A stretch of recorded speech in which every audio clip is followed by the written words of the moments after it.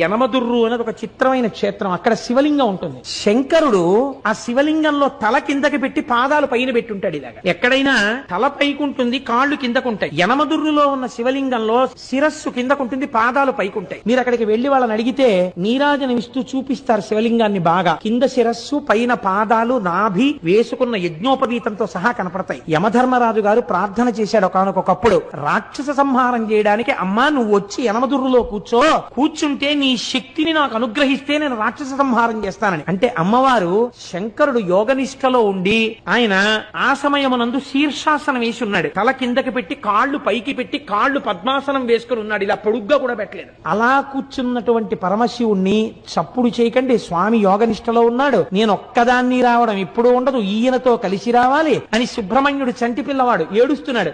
ఏడుస్తున్న సుబ్రహ్మణ్యుణ్ణి ఒళ్ళో పడుకోపెట్టుకుని స్తన్యమిస్తూ శంకరుణ్ణి ఓ చిక్కం లాంటి దాంట్లో పెట్టుకుని ఎత్తి పట్టుకొచ్చేసింది ఆవిడ శక్తి స్వరూపం. ఎత్తి పట్టుకొచ్చి దేవాలయంలో పెట్టి కూర్చుంది. తానే ఒక పుష్కరిణి సృష్టించింది. అక్కడ ఆ ఎదురుగుండా ఉన్న కోనేటిలో ఉన్న నీటితోనే అన్నం వండుతారు స్వామికి మహానైవేద్యానికి. ఆ నీళ్లతో వండకుండా మీరు ఎంత గొప్ప అగ్నిహోత్రం మీద ఎంత గొప్ప మినరల్ వాటర్ తీసుకొచ్చి వండినా సరే రాత్రి వరకు వండినా బియ్యం ఉడకవట.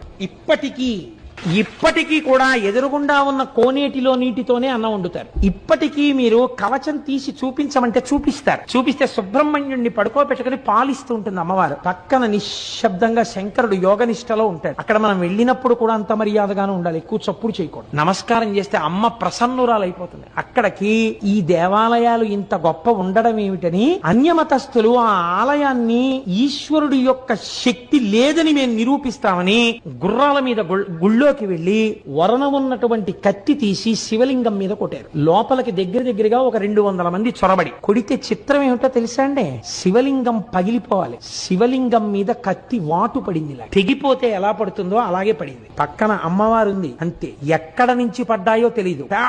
పెద్ద బండరాళ్లు పడి లోపలికి వెళ్లిన 200 మంది నజ్జైపోయారు. శివలింగం అలాగే ఉంది. మీరు ఇప్పటికీ ఆ కవచం తీసి చూపిస్తే వాళ్ళని అడిగితే చూపిస్తారు, కత్తివాటు ఉంటుంది శివలింగం మీద.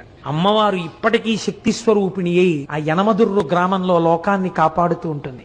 మన ఆలయాలు, మన వైభవం, మన సంస్కృతి, మన వేదం అంత గొప్పవి. మీరు ఈ మాట భీమవరం వెళ్ళినప్పుడు తప్పకుండా పక్కనే ఒక 7-8 కిలోమీటర్లు ఉంటుందంతే. ఒక్కసారి ఆ యనమదుర్రు క్షేత్రానికి వెళ్లి చూడండి.